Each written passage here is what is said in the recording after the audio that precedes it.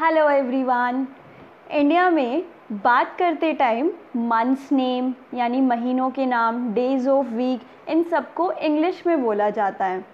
But अगर हम इन्हीं को हिंदी में बोलते हैं और कोई मिस्टेक करते हैं तो हमारी मिस्टेक को मुश्किल ही कोई नोटिस करता है। पर अगर हम इनको इंग्लिश में इनका प्रोनाउंसिएशन करें और हम मिस्टेक कर दें तो हर कोई हमारी मिस्टेक को नोटिस करता है। इनफैक्ट हमें हाफ एजुकेटेड भी समझा जाता है। सो I Dimple brought some vocabularies and sentences and some pronunciation for you that will assist you in speaking the correct pronunciation of days of week and months name. So let's start. Yes, आप phone की screen पर देखेंगे first is written time 6 o'clock means of clock. तो मैं आपको इसका meaning बता देती हूँ कि हम जो बोलते हैं कि 6 बज गए, 4 बज गए या फिर 5 बज गए, ये जो टाइम हम बोलते हैं 6 o'clock, 4 o'clock, 5 o'clock, तो ये हम ओ क्लॉक क्यों राइट करते हैं? क्या किसी को पता है इसका मीनिंग? इफ़ पता है then it is very good. अगर नहीं पता है तो आप प्लीज़ सुनिए इसको। ये जो हम ओ क्लॉक लिखते हैं इसका मीनिंग होता है कि ये टाइम क्लॉक के द्वारा बताया गया है। इसका मतलब ये टाइम क्लॉक ने बताया है, इसलिए हम ऑफ क्लॉक होता है इसका मीनिंग ओ क्लॉक का। तो इसका मतलब हो गया कि जो टाइम हमें क्लॉक बताती है तो उसके लिए हम ओ क्लॉक यूज़ करते हैं पीछे।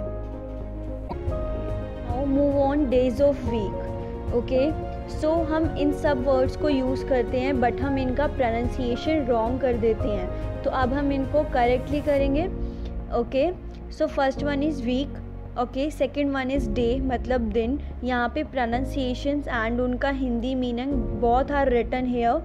Okay, first one is Monday and then Tuesday and next Wednesday.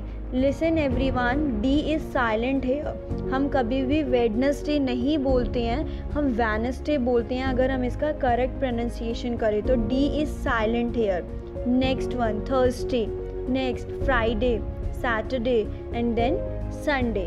Now move on to the months of year. Okay, year इसका करेक्ट प्रोनाउंसिएशन होता है ईयर। देखिए यहाँ पे लिखा भी हुआ है।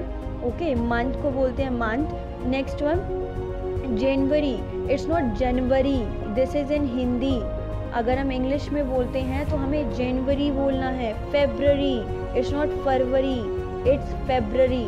And then March, April, May, June, July, August, it's not अगस्त, it's August. September, October, November, December. So ये इनकी करेक्ट प्रोनाउंसिएशन थी। आप इनको एक बार प्रैक्टिस करेंगे आपकी करेक्ट हो जाएगी। Now move on next parts of a day. यहाँ पे इनकी प्रोनाउंसिएशन एंड इनके हिंदी मीनिंग दोनों ही रिटन है तो आपको देखने से ही क्लियर हो जाएगा। स्टिल आई स्पीक डॉन, सूर्य उदय से पहले, जिसको मे बी हिंदी में हम भोर वेला भी बोलते हैं।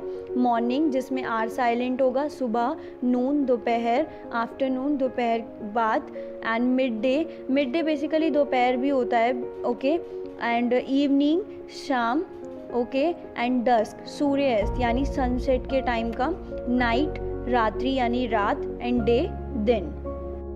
Now next is words regarding period of time. Okay, समय सूचक शब्द। So here also pronunciation and Hindi meaning is written. Date means तारीख, वीक यानी सप्ताह हफ्ता, फोरनाइट पखवाड़ा, मतलब इसको आप ये कह सकते हैं कि 2 वीक्स भी बोल सकते हैं हम बेसिकली इसको। ठीक है, अब आपने इसमें एक चीज़ देखी कि इसमें जो आपने इसका प्रोनाउंसिएशन है वो ध्यान से देखा है, फोर्टनाइट है यहाँ पर। यस, नेक्स्ट मंथ महीना, ईयर साल, ईयरली। ओके, वार्षिक। वैसे तो एनुअली और yearly same meaning, but still जो एनुअली यूज़ करते हैं उनको ऐसा समझा जाता है इंग्लिश की नॉलेज बेटर है, तो अगर आप एनुअली यूज़ करेंगे तो it will be better. Decade यानी दशक, 10 वर्ष, एंड सेंचुरी ये तो आई थिंक सब जानते होंगे, शताब्दी। डेली यानी जो रोज़ होता है। So move on next. This is written in my handwriting everyone, so please ignore handwriting and just read it. So today आज को बोला जाता है। अगर हम आज की बात कर रहे हैं we will speak today, and tomorrow कल यानी आने वाला कल, yesterday बीता हुआ कल, the day before yesterday अगर हमें परसों की बात करनी है, जो बीता हुआ परसों है, तो the day before yesterday हम यूज़ करेंगे। और अगर हमें आने वाले परसों की बात करनी है तो हम overmorrow यूज़ करते हैं। Okay, Now here are some sentences that will help you in speaking in English also related to months and year. So comes on first. Okay, Tuesday falls after Monday. Tuesday Monday के बाद आता है, तो आप इसमें months name change करके अपने sentence को चेंज कर सकते हैं। एंड एक मेरी एडवाइस है आप सबको कि अगर आप इंग्लिश को लिखने से ज़्यादा स्पीकिंग पे इसका अच्छे से वर्क करेंगे तो आपकी स्पीकिंग अच्छे से मतलब इम्प्रूव होगी। तो बेसिकली आप अगर राइटिंग ही राइटिंग कर रहे हैं और बोल नहीं रहे हैं तो इससे स्पीकिंग स्किल्स इम्प्रूव नहीं होगी इंग्लिश में। तो आप इसको बोलने की ज़्यादा प्रैक्टिस करिए। लाइक अगर आपको चीनी दिखती है तो आप शुगर बोलिए, आपको ट्री दिखता है तो आप पेड़ ना बोल के ट्री बोलिए, पानी दिखता है तो वाटर बोलिए। तो ऐसी छोटी छोटी चीज़ें हैं घर में रहकर भी हम बिना एनवायरनमेंट मिले भी जो इंग्लिश सीख सकते हैं बोलना। Okay, move on next one is it is clear today, आज आसमान साफ है। Third, it has been raining since 9 o'clock, आजकल जैसे बारिश हो रही है तो आप इन सेंटेंसेस को बहुत अच्छे से यूज़ कर सकते हैं अगर आप चाहें। जैसे आज 9 बजे से बारिश हो रही है, it has been raining since 9 o'clock।